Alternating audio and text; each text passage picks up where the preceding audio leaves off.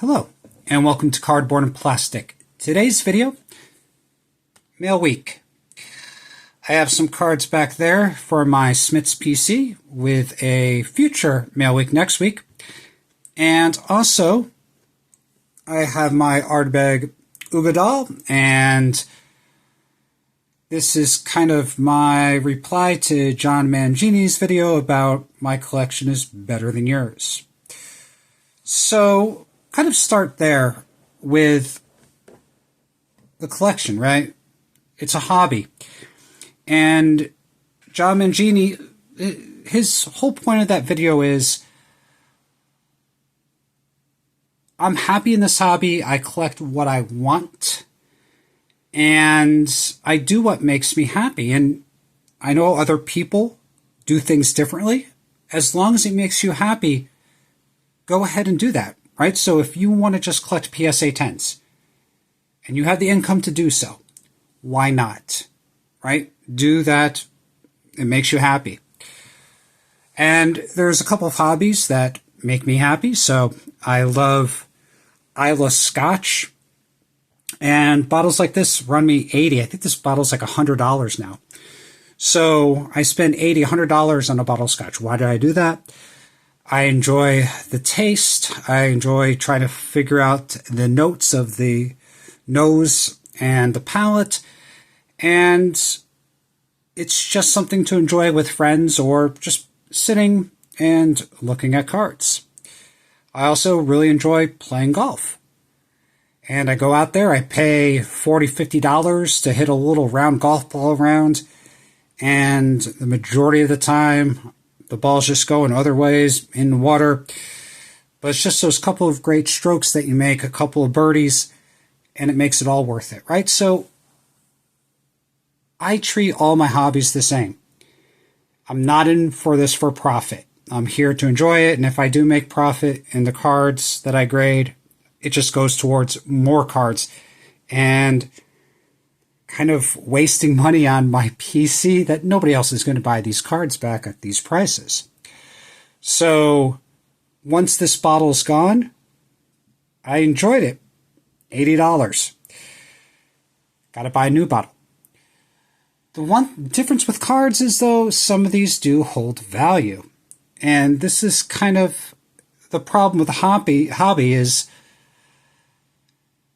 people treat these cards as an investment. And if you do that, I think there's nothing really wrong with it, but just be prepared for that investment to go down. It's not an investment. Collecting cards is a hobby. So if you're in this to make money, in this to flip, that's fine. However, you're in that for the money reason. You're not in that for the collecting reason. So let's start back here. So this is, I believe, 2019-2020 Prism. These are 3 different Smith's cards and sticker autos, which I don't want to collect at all, but if it's for my Smith's PC, I do it. I collect almost every single Smith's card I can. So this is just the base. That is the refractor. You can see it's a little bit more shiny. And that's I believe, like a cracked orange ice. I don't even know. But the cool thing about this Smith's card, the Prism penmanship, is there's only one other card I need. However, it's numbered out of 16. There's no 1 out of 1. And it came up on eBay and I bought it. So I will be getting the green. I think it's like the same as like the orange ice or cracked orange, whatever you call it. But it's a green one out of 16. And I should be getting it in the mail next week. So it's a rainbow that I completed, right? So a lot of those rainbows I can't complete because I can't get the 1 out of 1. So I do sell cards. I make profit on some cards, and then I spend $20 on a sticker auto Smith's for my PC that just goes in a box.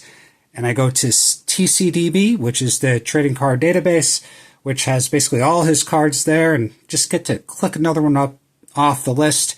It's really enjoyable. I think there's like 900 cards. I'm up to like 500 out of the 900, and I won't be able to get probably another 100 cards. That's all I'll probably be able to do. Another thing I'm working on is I bought these cards. This is my 1951 Topps Redback. I'm really trying to get going on these.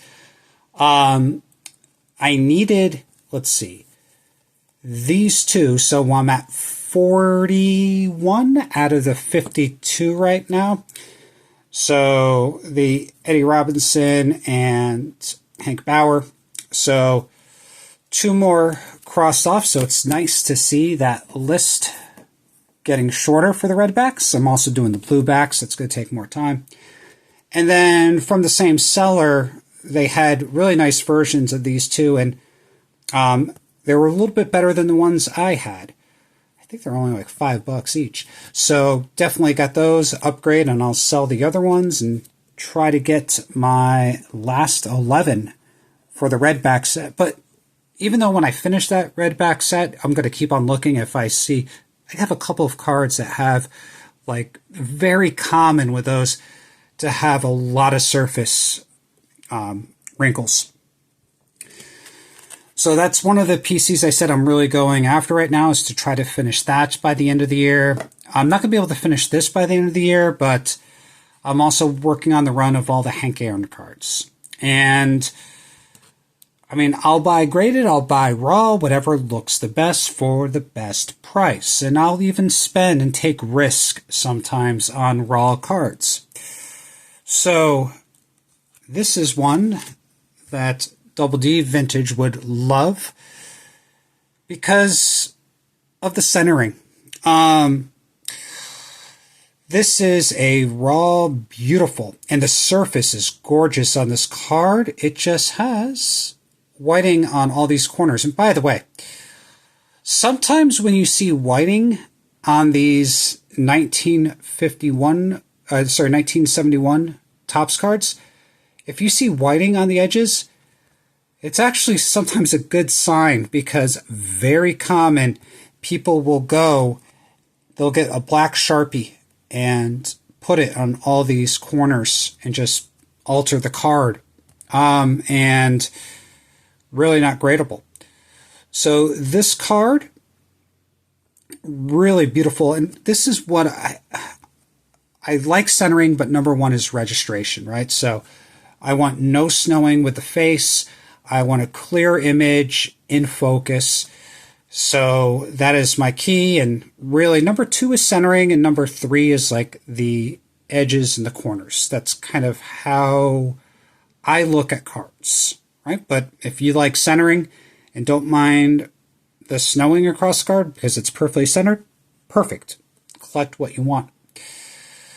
Eventually I might submit this to SGC, but for right now, perfect in a card saver. I'm kind of waiting for SGC to get to $12. They have a $12 basketball special. And a lot of the early, like, 60s and 50s Hank Aaron's, they are, for even 3s and 4s, they're $100 to $200. Some of the 50s are $300, $400. So I want the best card I want, and sometimes cards just speak to me. So this is not centered, but this is absolutely gorgeous. It has a little bit of a damaged corner down here, but again, the surface is amazing, the registration is amazing, and that's why I got this card. Probably grade wise with that, I mean, 4s, 5s, 5, right? And this is something where I've seen a lot of, like, new, like, PSA gets like 3s and 4s on cards. Like, you're like, well, what are they doing? I'm really kind of done with PSA. SGC is a little bit more consistent in my opinion, so I'm going to be using them. Maybe even CGC, but CGC I'm probably going to avoid.